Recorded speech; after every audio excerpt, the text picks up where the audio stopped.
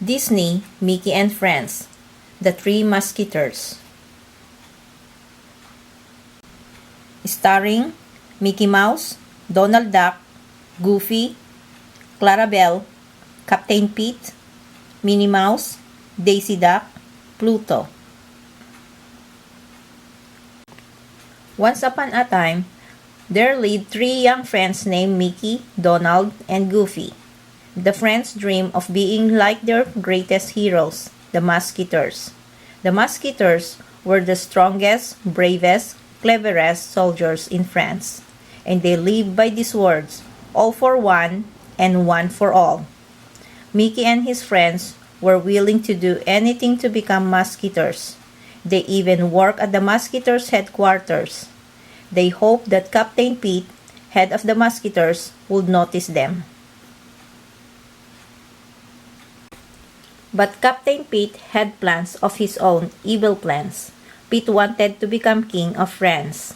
Captain Pete hired the Beagle Boys to kidnap Princess Minnie. Once the princess was out of the way, Pete could claim the throne.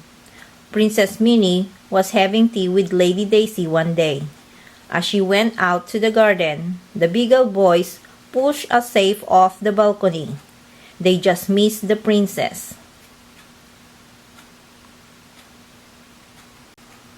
When Captain Pete found out what had happened, he was furious. "I didn't say drop a safe. I said keep her safe." Pete turned to his lieutenant Clarabelle. "Throw these clowns into the pit." After she had taken the Beagle Boys to the pit, Clarabelle received a phone call from a very upset Princess Minnie. She demanded to see Captain Pete immediately. "I want bodyguards," Princess Minnie told Pete. "Musketeer bodyguards." She didn't realize that it was Captain Pete's helpers who had nearly dropped the safe on her. Pete knew the real Musketeers would interfere with his plan. Luckily, he had an idea. "I've got just the men for you, Princess."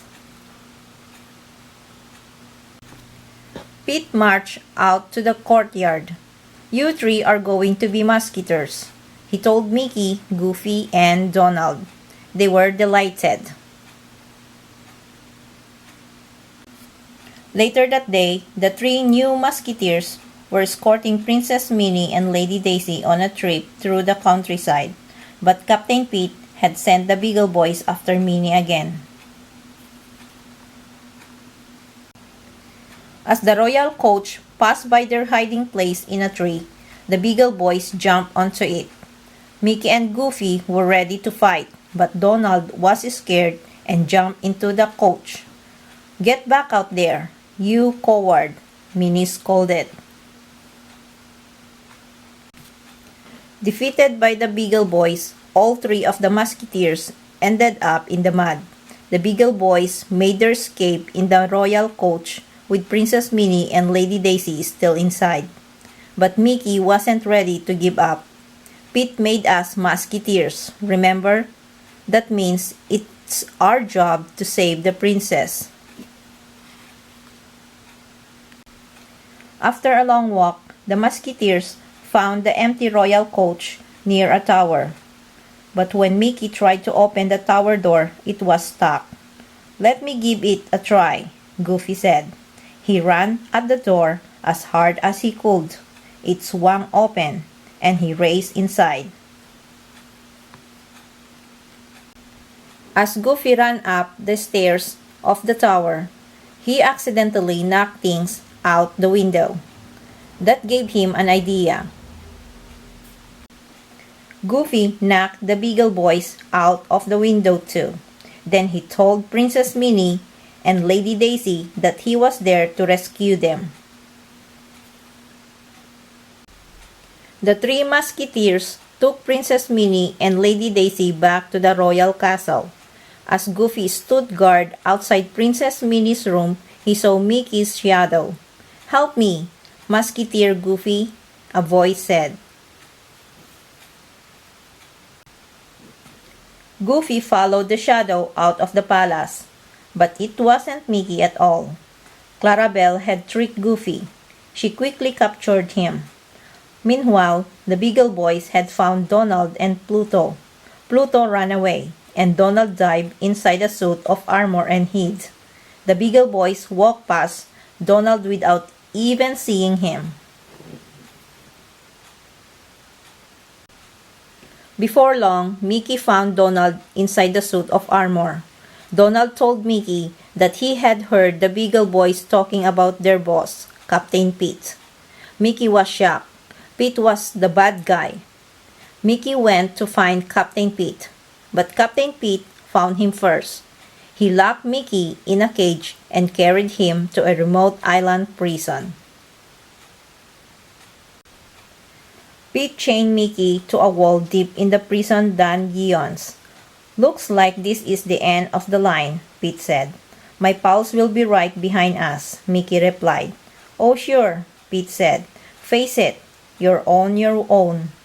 Suddenly, water began to pour into the dungeon. Soon it would be flooded. "See you later, Mickey," Captain Pete laughed as he walked out. Mickey wasn't the only musketeer in danger. Clarabelle was about to throw Goofy off a bridge, but suddenly, as she bragged about Pete's plans for Mickey, the bridge gave way. Clarabelle and Goofy plugged over the side, right into a boat that was being rowed by Donald. Goofy knew that they had to save Mickey. "It's all for one and one for all," he said. Donald was scared, but he agreed to help. The water in Mickey's cell was rising. He hadn't been able to break free from his chains. Then, just when it looked as if all hope was lost, Goofy and Donald arrived. They quickly freed Mickey and got him to safety. The Three Musketeers raced off to save the princess. Meanwhile, at the opera, Pete put Lady Daisy and Princess Minnie in a large sack and gave it to two of the Beagle Boys. The smallest Beagle Boy, dressed as Princess Minnie, stepped on stage. "My loyal subjects," the fake princess said, "I now present your new ruler, King Pete." Luckily, Donald, Mickey, and Goofy arrived to save the day. Mickey quickly freed Minnie and Daisy. The Captain Pete jumped on stage. "It's all over," Pete said. "Wanna bet?" Mickey said. Together, Mickey, Goofy, and Donald defeated Captain Pete and ended his evil plan. And that is how Princess Minnie came to make all three friends her official royal musketeers. Mickey, Donald, and Goofy could hardly believe it. They might not be the biggest, bravest, or smartest of all, but by working together, they had made their dreams come true. As the crowd cheered, Mickey could not help shouting, "All for one," and everyone, even Princess Minnie, cheered. And one for all. The end. Thanks for watching.